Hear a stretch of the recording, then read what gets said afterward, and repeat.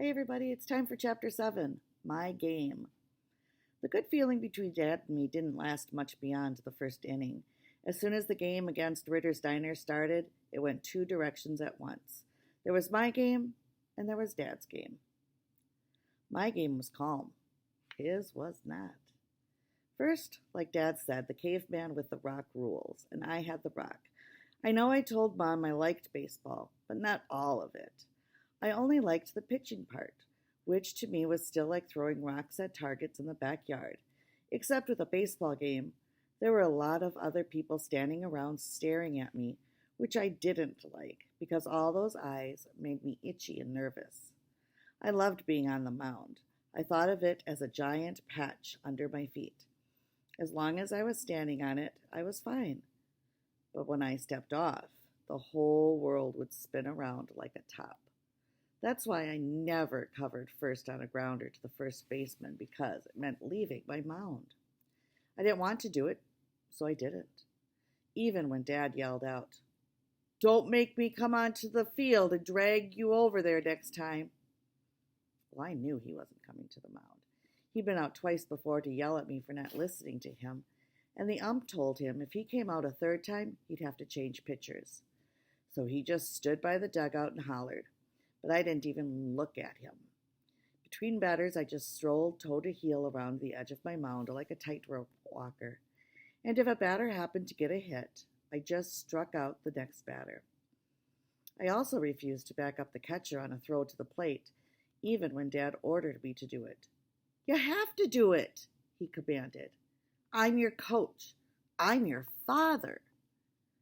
I just turned my back on him and stared off into the outfield while everyone ran around chasing the ball or trying to stay away from it. I didn't catch infield pop-ups even when Dad pointed up into the air at them from the coach's box and called out that they were mine to catch. If I couldn't reach it from the mound, I let it drop, or someone else had to catch it. I didn't field bunts either. I just stood my ground and I threw my rock. That's all I did, which was enough. I left everything else for the other guys to do. Excuse me. By the fourth inning, Dad had gone ballistic, which by then I understood was easy to make him do. The more he yelled, the less I did, and the more he lost control. "Joey!" he hollered with his hands cupped around his mouth after I let a pop fly bunt drop about an inch outside the mound and a run scored from third.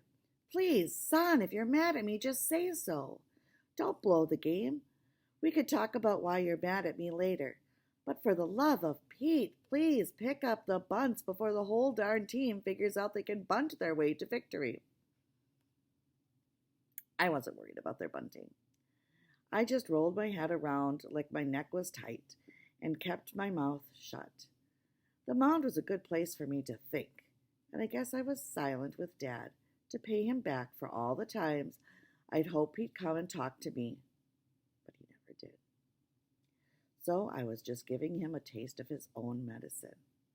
Then as he flew into the middle of another yelling spree, I'd strike out the next batter and make him smile, and then he'd holler things like, "You're the man, Joey, you're the man."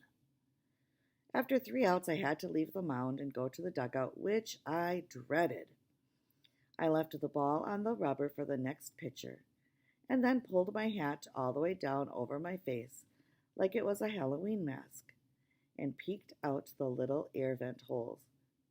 I wish the other team had all their 27 outs in a row, because when I got off, I had to listen nonstop to Dad.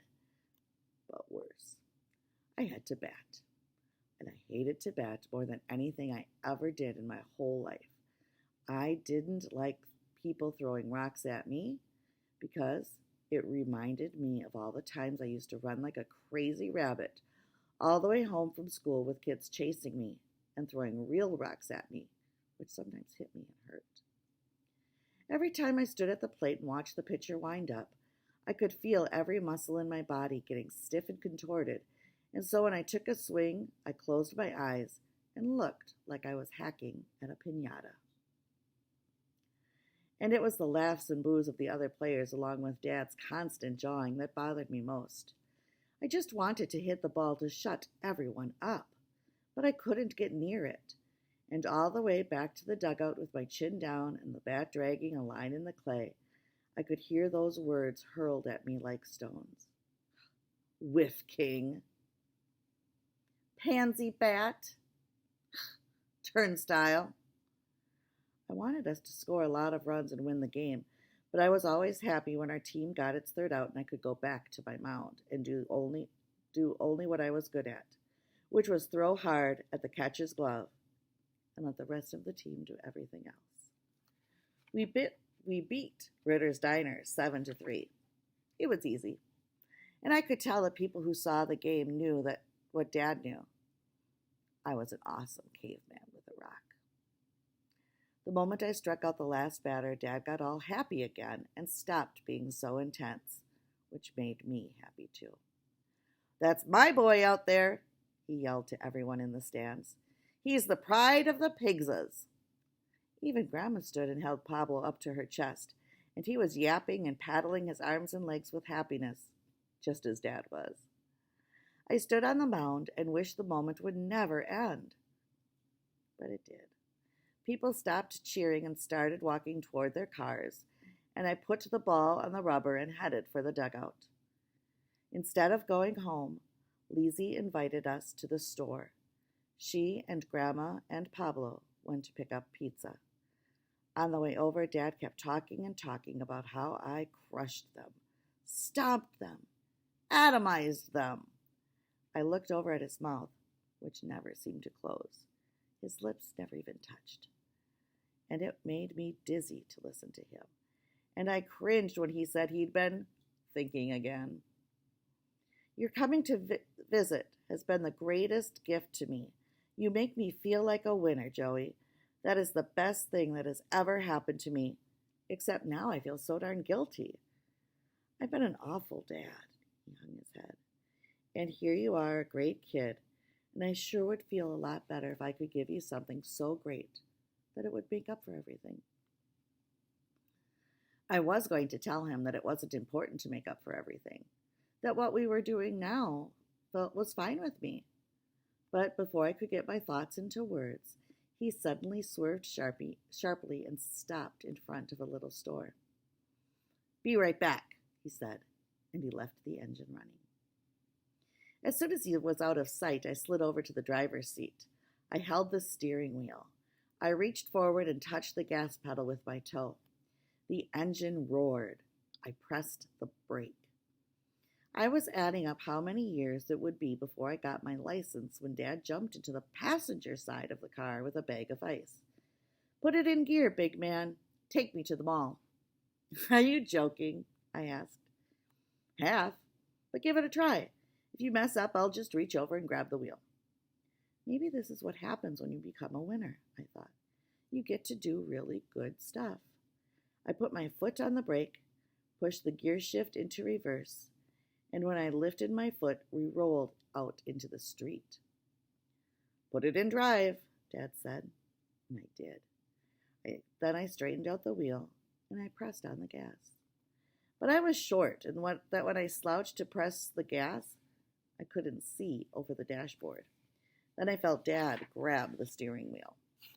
Okay, you work the pedals and I'll work the wheel, he said. And we did that all the way to the parking lot. Can I get a car? I asked. Sure, he said. I started driving when I was your age. My dad had a farm, and I used to drive the tractor everywhere. That made me happy, and all I could think about was me behind the wheel of a car, zipping all over the place with Pablo sitting up on the dashboard like some kind of yapping doghorn. As soon as we got to the mall, I wanted to run around and do all the kid stuff. Can I have 50 cents? I asked Dad. I want to ride that bucking bronco. He dug in his pocket and pulled out a dime. Go over to that wishing well, he said, pointing to the little fountain.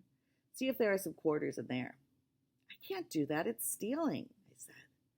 No, it's not, he replied. The janitor just takes it away. Now go get some quarters. I can't, I said. Well, then skip it. Let's go to the store so I can ice down your arm. I don't want any swelling. You've got to pitch in a few days, but don't worry. A kid with your talent can pitch every 3 days, no problem. Could I have a Coke? I'm thirsty. Well, Lizzie and Grandma and Pablo will be here any minute, and she's bringing Pop. When we arrived at the store, Dad waved to the man at the cash register. Hey, Jake, we're going to the back room to ice down this rocket. Jake looked at me and smiled. Already heard about you, young fellow. Gonna make Steel City Sports a winner. I hope so, I replied, then followed Dad to Lizzie's office, where he found an old t-shirt that he stuffed with ice and taped around my arm. I was really happy when Lizzie, Pablo, and Grandma arrived, because Dad was just talking a mile a minute while my arm froze and cold drops of water dripped from my fingertips onto the carpet. What an arm, Lizzie said. You were fabulous. Then she opened a small refrigerator and pulled out 2 beers. She twisted the top off, one for Dad and one for herself. To the hope of Steel City Sports, she said, clinking bottles with Dad.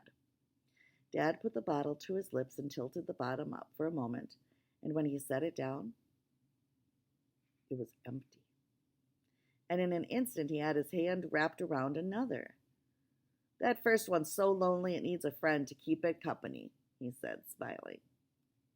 Dad, I started, but before I could say anything, he read my mind and started talking. It's beer, he replied, and held the bottle up for me to see. Drinking beer is not like drinking whiskey or vodka. It's beer, you know. It's kind of like pop for grown-ups. I didn't know what to say, so I smiled at him and said the goofiest thing that came to my mind. Could I have a beer too? I asked. No, he blurted out with so much force a little beer foam leaked out the corner of his mouth, and he wiped it off on his wrist. Absolutely not. Now, where did you get that idea?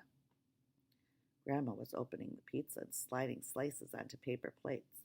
You didn't get it from me, she said. Remember, Carter, I didn't let you drink until you made the junior varsity baseball team. I looked down at Pablo. Pablo might like a beer, I suggested. Well, he'll get one long before you. As soon as Pablo is 3 dog years old, he'll be 21 human years old, and he can drink an ocean of beer if he wants, but not until then. Still, even though we were joking around, I knew beer was bad and he shouldn't be drinking it. Dad stopped talking long enough to glance over at Lizzie, who was staring at him like something was wrong. I better go check to see how Jake is doing, she said, putting her unfinished beer on her desk. I gotta close out the register and lock the store up. As soon as she left, Dad reached for her beer and just as quickly finished it. Dad, I said again, but couldn't get the rest of the words out before he talked right over me.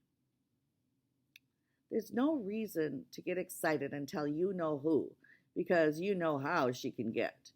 And we don't want her getting all worked up and ruining our father-son fun because of a little beer.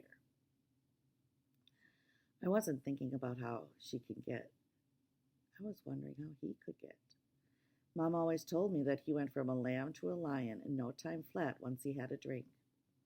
And as I looked at him change in front of my eyes, I started thinking about myself, because it was like my patch had disappeared and I was suddenly back to my old wired Joey again.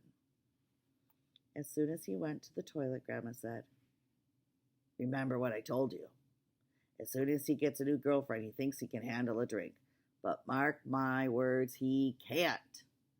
If you think he's bad now to talk to, wait until he has a few under his belt.